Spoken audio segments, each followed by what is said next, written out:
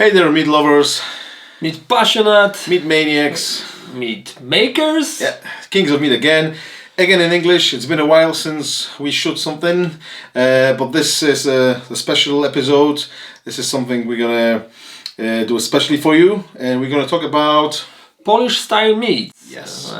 As we are both Polish and we both love meats, I think we're the right people to actually talk about it. So. talk about it. Yeah. So just stay tuned, and we're gonna talk about it in just a few short moments.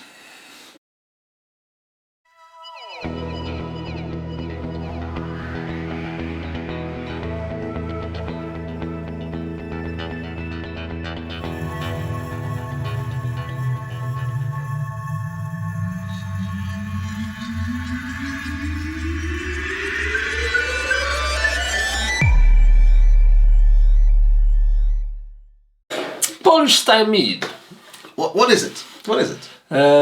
As you might know or not, Poland and Eritrea and Ethiopia, the only two regions or three countries when meat making never stopped. stopped. It's been continuously done from like medieval whatever times. In Poland always was popular, always was around, and if you look at Polish history, actually when meat was popular and in every house, the Poland was strong and country, wealthy country. But whenever was the times where the meat wasn't so popular, then we had a bit troubles or we disappeared from the maps of the world. So there might be a strong correlation, I think. Meat getting more popular in Poland, back. Yeah, which is obviously the good thing, So it's a good thing. It's something gonna be better as well. So finger crossed. Yeah. But anyway, what's the most important thing? Sorry. Go on. What's the most important thing what you should know about Polish meat? Well, I think is the names of it and the classification of meat. It's like nowhere in the world where we actually classify our meats based on the ratio honey to water. So obviously for you guys which got like Polish friends or you are in the meat industry for a while, you probably already heard those names like dwojniak, Trojniak, poltorak. For those of you who haven't, well, let us just maybe explain it very quickly. Czworniak, which is we got example here, with nothing else. Well, it's just one part of honey and 3 parts of water. So 4 in total. 4 in total. That's why it's called czworniak, which is like 4-ish. Quarter meat or something like that. When we said one part, which is let's say we make batch of 40 liters of meat. That means we're gonna use 10 liters of honey and 30 liters of water or juice. Then we got Trojniak, which is Again, we start always from the 1 part of honey. So it's 1 part of honey and 2 parts of water, so 3 altogether. Dwojniak. That's 50-50, 1 part of honey, 1 part of water. And poltorak. Poltorak, that's like 1.5 meat, which is 1 part of honey to half part of the water. So it's actually more honey than water. Yeah. In Poland we get also session meat.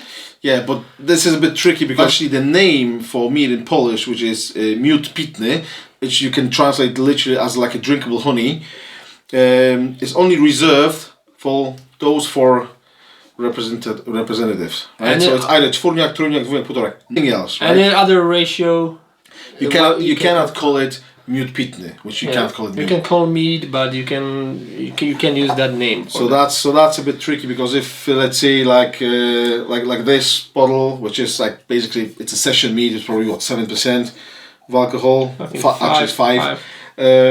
It cannot be called miód pitny. So the producers they start like figuring out different names like fermentable honey drink or.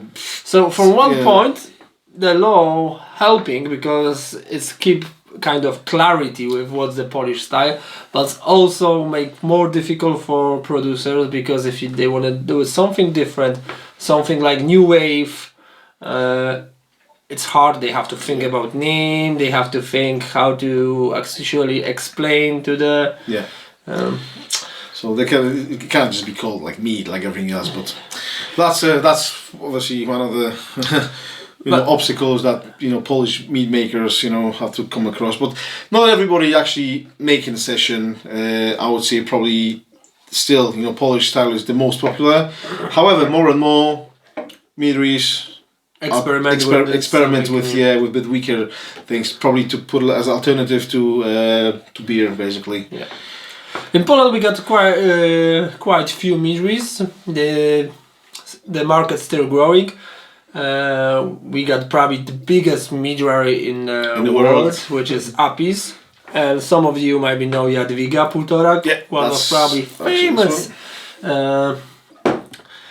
We also got a few smallers. We got a few craft meaderies. But don't think like mead is everywhere in Poland. They still have to search in some specialist shop or buy online. Polish mead is not just honey.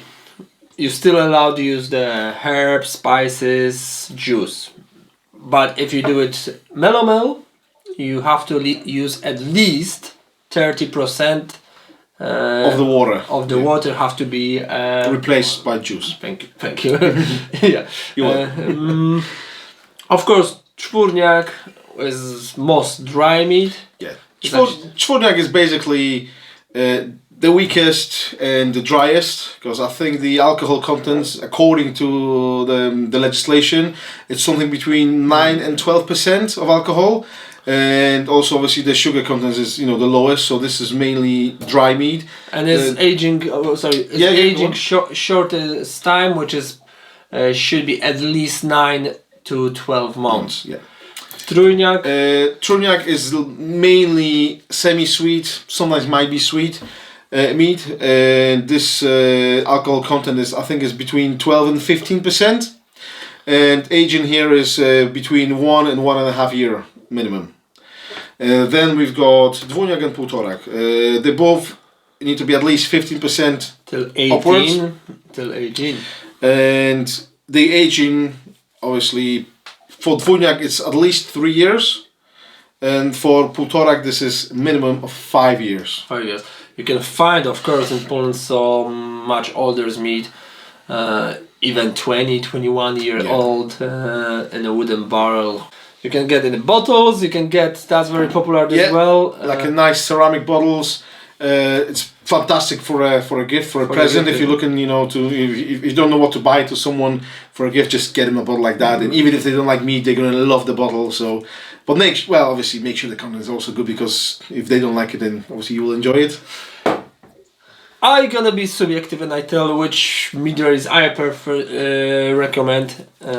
Definitely we got one probably of the best, which is Jaros meadery.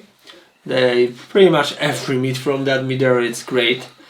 That's very. I don't think I ever drank weak mead from them. It's also in Imbierowicz, Augustowska. They're very crafty, and sometimes they looking some new waves of the. Yeah, the guys are quite fresh on the market. They're quite new. Very local as well. They're local. They try to experiment, and they're quite successful in it. I would say they've got a the portfolio is not as wide, as broad, because I think there's a handful of products at the minute, maybe 6-7 meads, but some of them are really decent. So. Mm-hmm. We also should say about when we talk about craft is also Dziki Miód. Yes, he's won this year 3 medals. Four medals on Mazer Cup. I think it was 2 golds and 2 bronze. Yeah, real good mead as well. Real good mead. What's good with Polish mead? Quality to price. It's absolutely amazing. You can get very good quality of mead with amazing price. Of course, you got Apis and Mazurskie Miody. These are probably the biggest commercial meaderies. I think, you mentioned Apis is the biggest in the world. Yeah, they quite big, but also, me personally, I prefer crafty, more local. They are like, they do it on a massive scale. Yeah, but then again, the Apis means you probably will come across the easiest because obviously because of the scale of the production of the distribution, they're just much easier to find on the shelves, you know, around the world. I would say, not just in Poland, but in Poland, pretty much not every, but every decent supermarket or the liquor store, they will have Apis. You will find Apis or Mazurskie Mead as well. The rest of them, you may not. You mainly find them like locally, and obviously in certain, you know, the shops. But we got surprise for you. Today episode is with cooperation of Pitnemiody.pl. Yeah, they are the patron of today's episode, and this is the biggest online retailer of meat. They shipping to whole Europe already, and if you're from outside the Europe, you might be ask them. They might be gonna send you. Just send them an inquiry. I'm sure they'll reply and they advise you what they can or cannot, you know, ship outside EU. They got pretty much every Polish meat on a portfolio. Yeah, and also they start selling meat from outside Poland, from abroad. So perhaps you want to do it in the other way. Perhaps you want to try to sell your meat on the Polish market. Then not necessarily Polish market, because it's the Polish shop, but they shipping to the whole Europe. So if you would like let's say you meat makers in Spain or Sweden, and you would like sell your meat for the rest of Europe, you can ask them as well, and maybe do a business, and they will help shipping to other countries. Website is not on English yet, unfortunately, but it's pretty easy, and our portfolio looks pretty clear. Yeah. But just if you got any questions, just send an email. You know, send the email, or you can ask us directly on the Facebook or even in the comments. We're happy to help. We're happy to recommend some meats from Poland. I think mostly that's it. Yeah, Polish meats are unique. Unique. It's definitely something what, if you meat passionate, you definitely need to try out them because of tradition and history. Absolutely, but if you're a meat passionate, you already know about Polish meat, Polish style. But if you haven't tried it yet, definitely recommend to do so. Please give us give us subscribe our channel. Like we said, we try do it more and more in English, but we unfortunately don't have much time. We do so many things. If you guys know, we do it conference, we do it competitions, we do it meat judging program, and on top of that, we got our day jobs and families to look after. So. But we do it our best. We try do it as much we can in English, and hopefully we will get soon more episodes. Yeah, so keep watching, keep subscribe. Yeah, and cheers. And see you in the next. Na zdrowie. Na zdrowie.